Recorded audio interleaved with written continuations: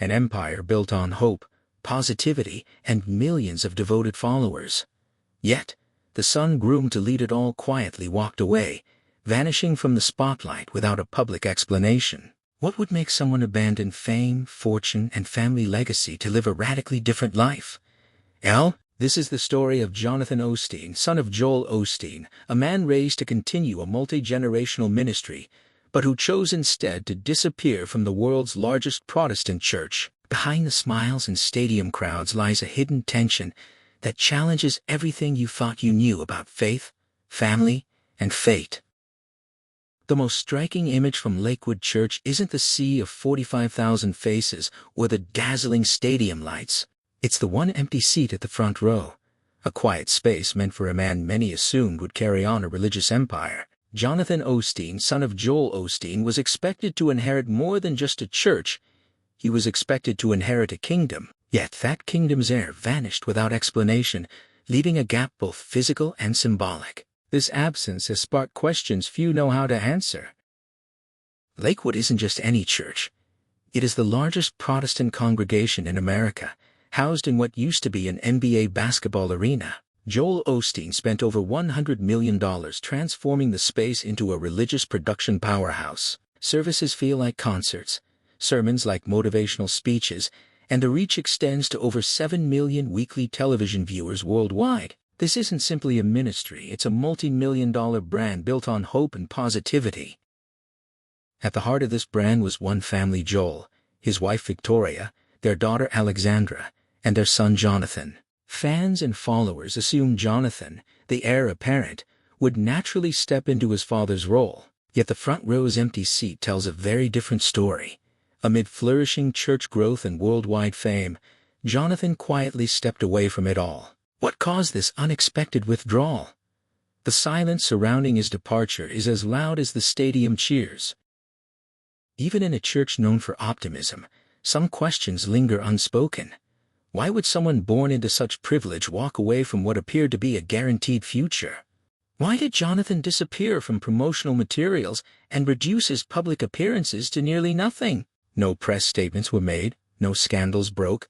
Instead, just a gradual fading into the background that left many wondering what really happened behind those closed doors. This mystery is more than just a family matter. It challenges the foundation of a religious empire built on a simple message: believe and be blessed. Jonathan's absence forces believers and critics alike to wonder if this story is about more than personal choice. It hints at internal conflicts, unshared doubts, or perhaps unseen costs to life under such a spotlight. But the full truth remains carefully guarded, waiting to be carefully uncovered. Among the thousands who pack Lakewood every Sunday, observers couldn't help but notice Jonathan's retreat. His social media presence, once active, went silent. His involvement in services dwindled until it seemed he no longer fit the image of the future pastor. It was a disappearance with no public farewell, no clear explanation, just a growing void that became impossible to ignore. This empty seat raises an unspoken question for the entire congregation and beyond: what happens when the promised successor steps away? For a church so deeply intertwined with one family's story, that simple absence speaks volumes. It signals not just an empty chair, but a silent rupture in the legacy and leadership many thought was secure.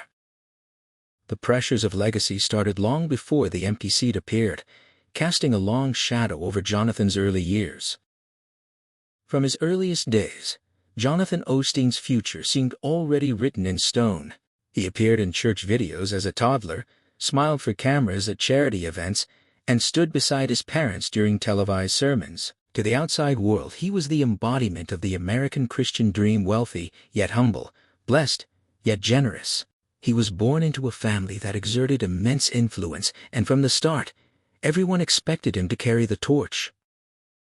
But Jonathan was different from his sister Alexandra, who thrived in the spotlight and already possessed the charisma of a natural preacher.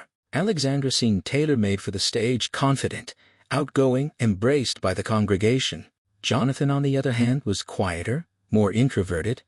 Instead of preaching, he gravitated toward music, spending hours playing piano and honing skills in music production. His talents were real, but they didn't align with the church's path for him.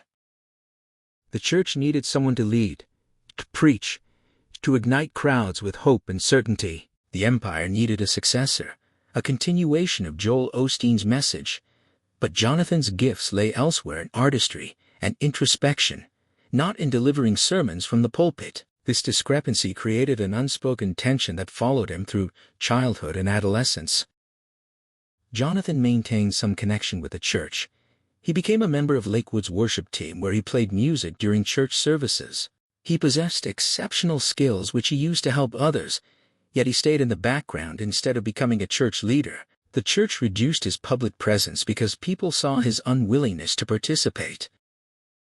Jonathan gradually stopped appearing in public events, while his social media profiles became inactive. The sudden silence added to the growing speculation. Was he resisting, retreating, or simply redefining his place within a family empire?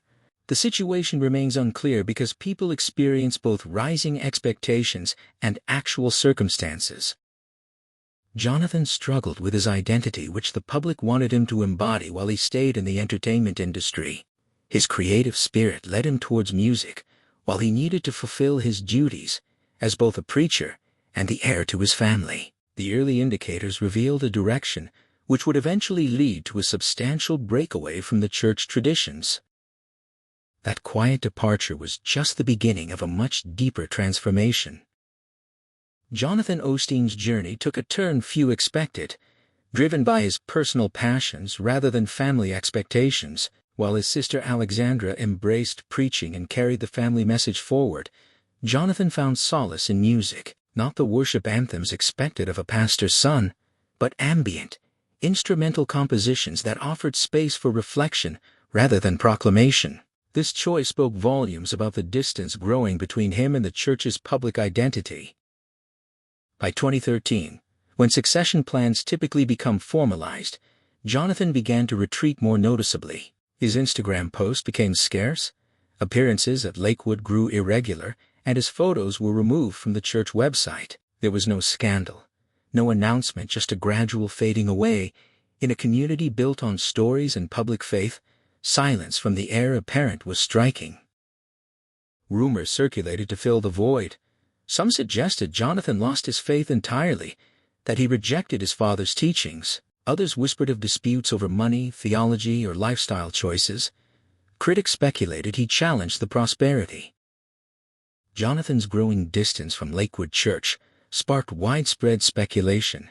Some claimed he had rejected the prosperity gospel that Joel Osteen preached, and that this caused friction within the family and church leadership. But these accounts miss the quiet truth behind Jonathan's choices.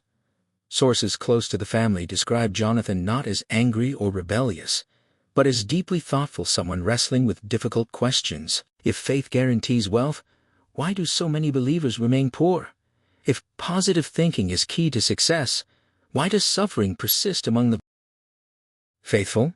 These troubling questions went beyond surface-level optimism and challenged the church's core message. The gap between scripture and Sunday preaching, which reached tens of thousands of viewers, became Jonathan's main struggle. The more complex situation made him uncomfortable, because he found the simple belief system of believe and be blessed too easy to understand. The organization needed to protect its message, because it depended on that message as its main product, which actual testing of that message could create dangerous situations for its employees and its brand.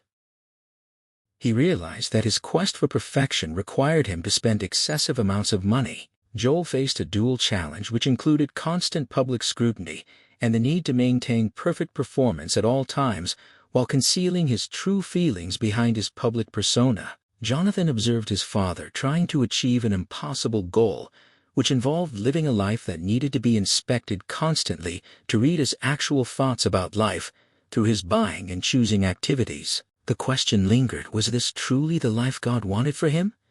The decision to take a different route became more than rebellious act, because it enabled him to pursue his true identity. Jonathan used his time away from his family responsibilities to discover his faith and personal interests through his family heritage. The music he released several years later showed his search for peace and purpose away from the stadium crowds who attended his performances and the organized religious events which followed. Jonathan left the pulpit because he wanted to remain faithful to his beliefs. He defined his belief system through his own personal process, which produced both a discovery of self and a withdrawal from the empire. The story continues to unfold in ways that challenge everything known about legacy, belief, and the cost of empire. Questions behind the message. Jonathan Osteen's growing distance wasn't simply about personal preference. It was rooted in deep questions that unsettled the foundation of Lakewood Church's message. At the core was a tension between the prosperity gospel preached by his father and the realities Jonathan observed beyond the stadium walls. If faith guarantees blessing and wealth, why were so many faithful people still struggling? These questions cut to the heart of belief and challenged the simplistic "believe and be blessed" doctrine. Sources close to Jonathan describe him as someone not rejecting faith, but wrestling with difficult truths. He wasn't a rebellious son acting out or a skeptic dismissing spirituality. Instead, he engaged seriously with Scripture and noticed gaps between biblical teachings and the messages dominating Sunday services. His reflections included asking where sacrifice fit in a gospel focused largely on abundance. He wondered what role the cross truly played when hardship seemed glossed over. These questions, however, were uncomfortable for church leadership. In a religious empire built not just on faith, but on a successful brand, questioning the core message threatened more than just theological ideas. It threatened the business model. Millions of dollars and a global audience depended on a consistent, uplifting narrative. Jonathan's doubts could not easily be voiced without risking the image the church had crafted so carefully. Jonathan understood that his father paid an enormous personal price to maintain the empire's stability, which went beyond the established doctrines. People examined Joel Osteen's every step because his opponents attacked both his financial resources and his genuine intentions. The public performance demanded of Jonathan restricted his ability to show personal difficulties and to experience authentic transformation. Jonathan chose to fight his battle through inner silence, which he found to be more powerful than public arguments or significant public disputes. Jonathan doubted himself because he could not live up to his religion's teachings while still holding his own beliefs. The internal battle reached its final stage, which made it impossible for him to proceed along the traditional route. He achieved success, but his actual situation no longer matched the successful image that people had of him. Jonathan faced an internal conflict between his personal beliefs and what his family expected from him, which led him to rethink all aspects of his life. Can someone truly dedicate themselves to religious service while operating a business that profits from selling unyielding optimism? His questions increased in complexity, while his answers pushed him further into isolation. People go to a hidden place which most people will never experience, the area behind the performance stage. Jonathan's inquiries reached beyond abstract thought because they showed his personal beliefs. His personal beliefs about faith were altered through their exploration of his identity and essential values. Jonathan's prosperity gospel doubts represented a common discomfort that people experience with the movement, yet his family connection to leadership obligations made his case more intense. The decision to diverge wasn't just a rejection but a search for peace beyond the bright lights and empty seats. Choosing peace over power. Jonathan Osteen's eventual departure from Lakewood Church marked a turning point, not just for him, but for the legacy built around the Osteen family name. In 2019, he quietly began releasing music, not gospel, not Christian worship, but ambient electronic compositions that expressed mood and atmosphere rather than sermons or calls to faith. This artistic pivot reflected a man seeking meaning and healing through creativity outside of the church's public narrative. His music, often instrumental and contemplative, carries no explicit religious message. Titles like Stillness, The Long Way Home, and Letting Go hint at a personal journey of reflection and release. Music critics who encountered these works without knowing the backstory praised them as evocative soundscapes capturing the essence of peace after turmoil. It was a stark contrast to the